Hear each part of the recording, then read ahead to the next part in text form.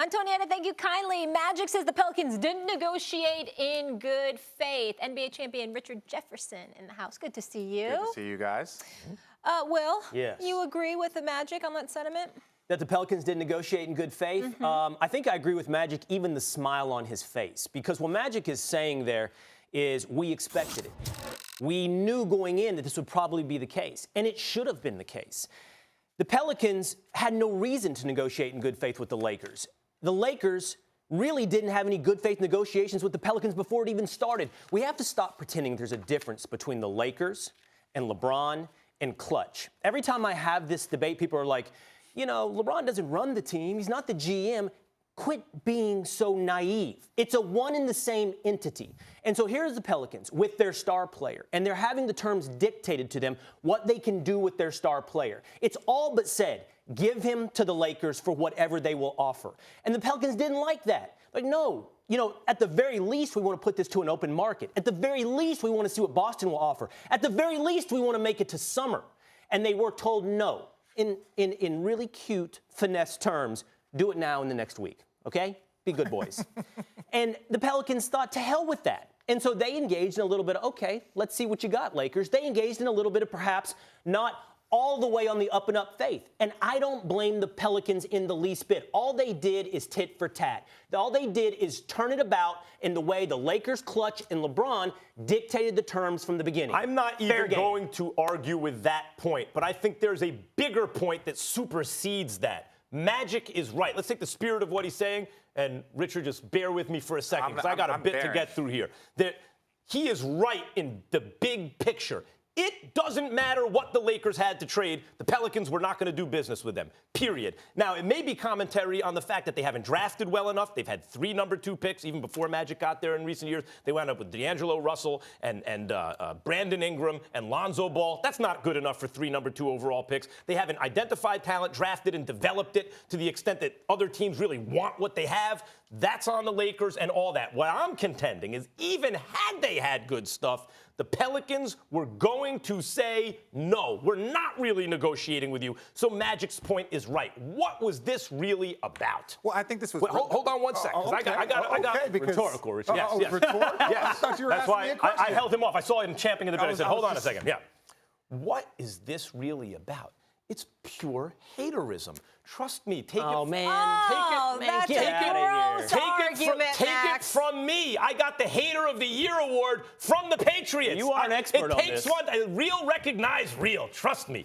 They are simply hating. What is this really about? It's about not letting the players control things. It is about jealousy about L.A. It's about keeping when Le'Veon Bell, I'm going to make an analogy here. Here we go. Told the Pittsburgh Steelers, Le'Veon Bell told them, okay, I'll come back now. The Steelers said, great, we want you back. We want you back so much, we're going to franchise you. Le'Veon said, time out. I'll only come back if you promise not to franchise me. And they said, no. For that, just don't come back. That doesn't make any sense. If they want him so bad, why are they towing the line at not franchising him? Because the most important thing for them was to send a message to players going forward, you can't sit out. You can't get around our system. How do you know it's that deep? Maybe they just didn't like the offer. You can't get around. Oh, that's your opinion. This one is mine. You can't get around our system. We are going to toe the line to make sure that we send you a message. That's what this is about with the Lakers. The Pelicans are going to send the Lakers and LeBron and all the players who think they can take their fate into their own hands after being trapped in a market for 5.5 years. Right. You are not going to be able to do that. We don't care what we're being offered. We're not going to negotiate in good faith. And Magic is therefore right. It's not about the players?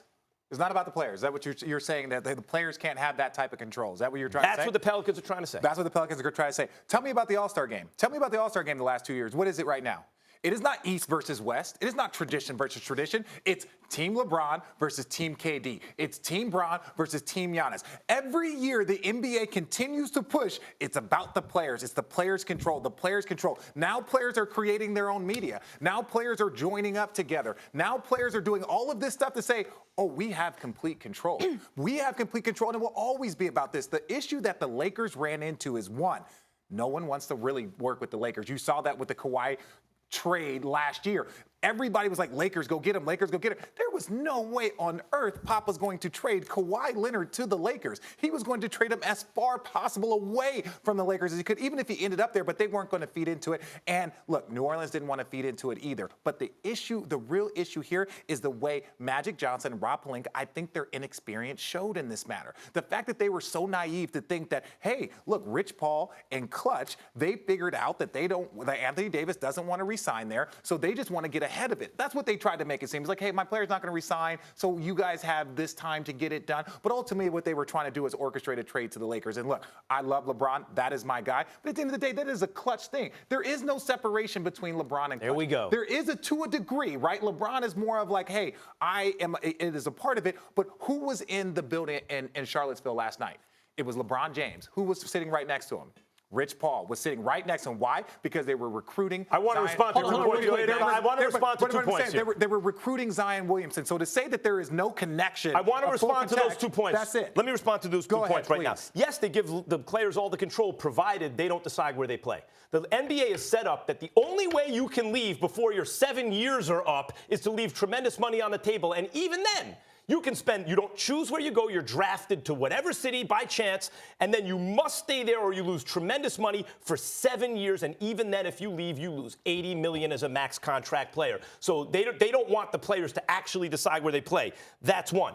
Two, if Anthony Davis wants to be a billion-dollar brand one day, can he do that better from the Los Angeles Lakers or the Pelicans? He believes, obviously, it's the Lakers. He should be allowed to make that choice for himself. And by the way, the exit fee shouldn't be close to $100 million, but it is. So forgive the players for trying to exercise what leverage they have to leave. If people think that's unfair, then you know what? Why do the Lakers cost 3 times what the Pelicans cost to buy? The owners don't seem to complain about paying much, much less for the Pelicans than the Lakers. You know why?